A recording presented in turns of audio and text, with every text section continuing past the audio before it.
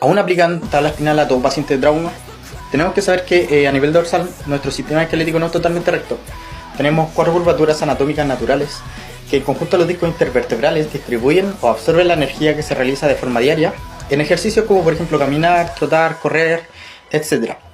Es importante comprender que estas curvaturas son la sifosis torácica, que tiene un ángulo de curvatura de 20 a 40 grados, la lordosis cervical, que tiene un ángulo de curvatura de 20 a 40 grados igual, la lordosis lumbar, que tiene un ángulo de curvatura de 40 a 60 grados, y tenemos también la sifosis sacra.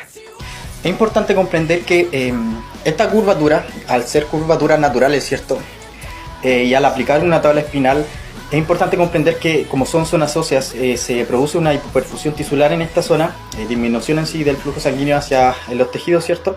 Con esto también se produce incomodidad en el paciente de trauma, se produce dolor, también demasiado dolor, y es importante comprender que esta hipoperfusión tisular, ¿cierto?, va a generar úlceras por presión a un tiempo mayor o igual a 30 minutos en el que esté el paciente sobre este tipo de dispositivo.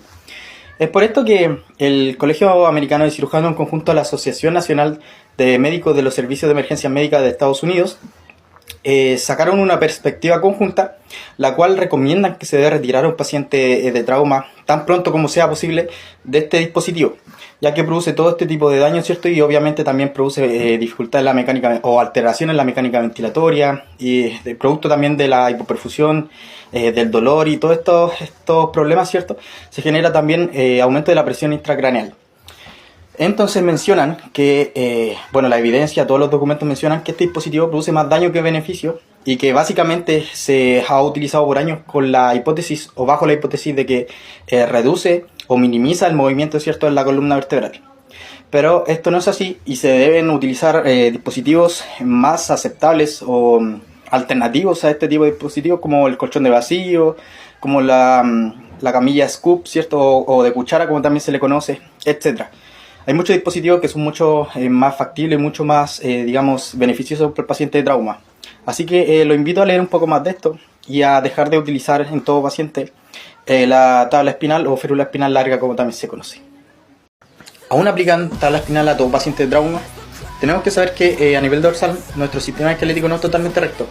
Tenemos 4 curvaturas anatómicas naturales que en conjunto a los discos intervertebrales distribuyen o absorben la energía que se realiza de forma diaria en ejercicios como por ejemplo caminar, trotar, correr, etc.